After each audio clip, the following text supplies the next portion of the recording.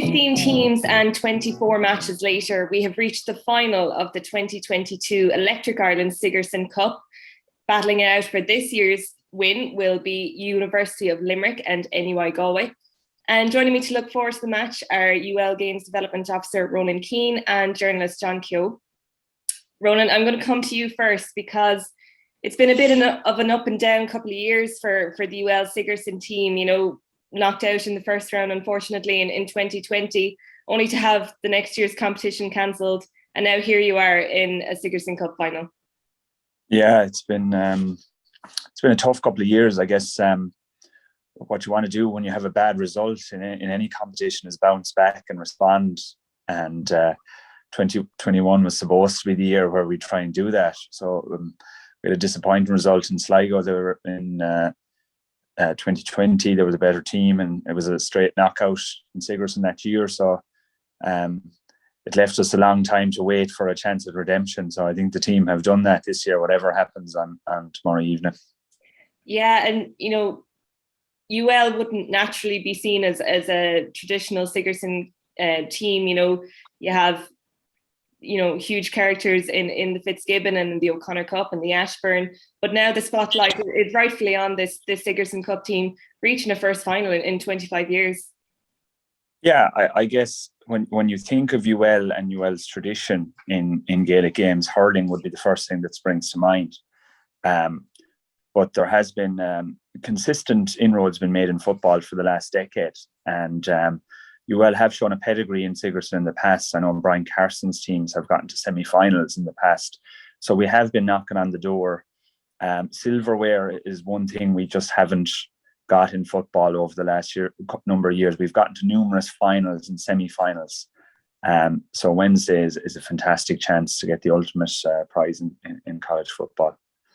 Yeah, looking at this year's competition as a whole, you know, you mentioned the loss to IT Sligo in 2020, but to start off with scoring 4-15 against them in this year's competition must be a big boost.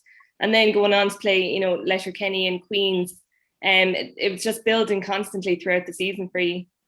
Yeah, it was, and the performances have been excellent, and we have been putting up good scores. But I think what is very apparent when you look at the score lines is that as the standard of opposition has been improving, so has the winning margin has been decreasing.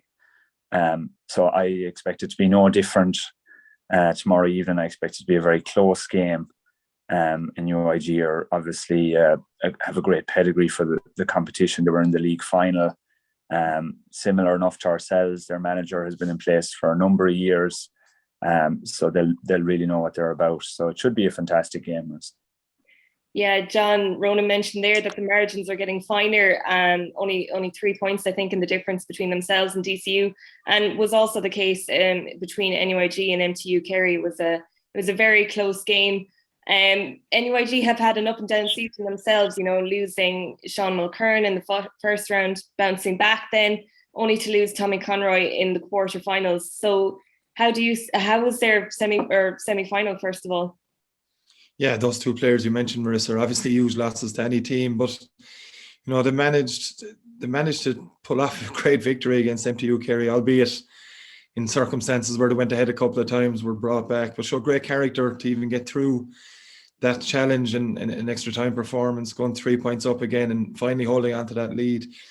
Very impressive against Kerry all around the park. They were very organised, very well-drilled team in the way they set up, and obviously with players like Matthew Tierney, you know, you give him a chance, or Tom O'Callaghan, invariably they're going to take it, you know. So they are a very, very organised team, and as I mentioned, they showed great character when it was put up to them. There were 11 points to 6 up with 56 minutes gone against MTU Kerry, but Kerry came back, and a lot of teams would have faltered under that, but in extra time they came back again, 3 points at halftime in extra time. And still, Kerry came back again and still had enough, did NUIG, to get over the line, and, you know, heading into the game on Wednesday, you know, they're going to be full of confidence. Yeah, you mentioned Matthew Tierney there, and he really has been a key man for them this year. Massive, yeah. He's an outstanding left boot, and him shares the free taking duties with Tom O'Callaghan. Tom takes him at the right from the left, but Matthew, look, anyone that's seen Matthew play with Galway or underage Galway teams over the years will know he's been a star in waiting. I remember seeing him a few years ago, the under-20 competition that was played in Limerick in 2019. And he was really one player that stood out, you know, in games against Dublin and Cork and, you know, and Kerry indeed. And, you know, he's a player that's come through for Pádraig Joyce's senior team. They'll be looking at him this year to be a leader, but certainly NUIG see him as one of their main men, operating at centre forward or on the wing. He kind of varies between both, has a bit of freedom within a very structured team, but you know, UL are going to have to look at him very, very closely. But there's plenty of other players on that team. Owen Kelly from Galway and Sean and Paul Kelly, the brothers in midfield, were outstanding against MTU Kerry as well. So they have strengths all over the field. Yeah, Ronan, come back to you. How has preparations been going for this team? Obviously, we're in the thick of the Allianz Football League as well, so it's a very busy time for players. Thankfully, they had a break at the weekend, but there must be a great buzz around the college heading into this week. Yeah, and I think you know, having the fixtures structured in the GA calendar has been excellent. I think both NUIG and UL were relieved not to have county matches at the weekend. It means that you're picking from whatever you had from the semi-finals that get over your respective semi-finals. There's great excitement in UL, Marissa. You know the size of UL and how it's spread out it is, but there's you know, when you meet anyone, it's the talk of what's happening in the college. Our own president is trying to rearrange her schedule to try and make the match if she can. You know, there's huge interest within the university in this. It's been exciting. It's been 25 years since we've been in a final, and as you know, UL have never won it. So it has created huge excitement. And when you have, you know, some, I guess, once in a generation type players like David Clifford on the team, it creates an interest outside of it, nearly transcends the competition itself because of players of that profile playing. Yeah, we saw how quickly he was surrounded by the young kids after the semi-final, which, you know, it only goes to boost the profile. And I suppose some of them weren't that young, Marissa. Some of them weren't that young at all. Yeah. And I suppose, you know, the fact that this match, you know, it's been shown on TG Cahir, it just shows that, and you know, there's been so many games streamed along the way. There is huge excitement for the Sigerson Cup this year. There is, yeah. And I guess a college, it isn't club, it isn't county. It's its own entity. It's different. It's unique and special.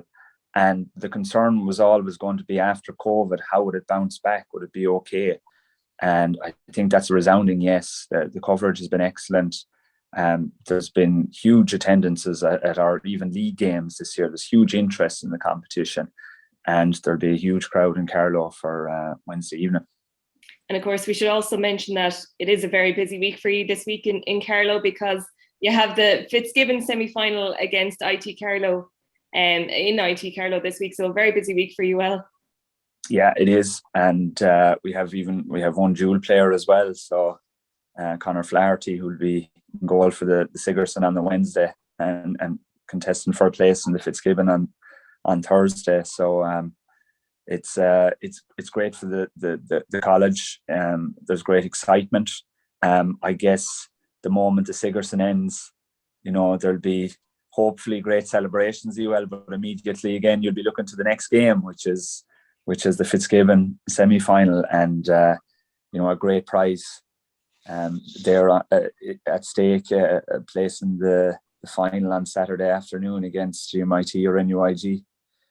Well, we wish you the best of luck in both games.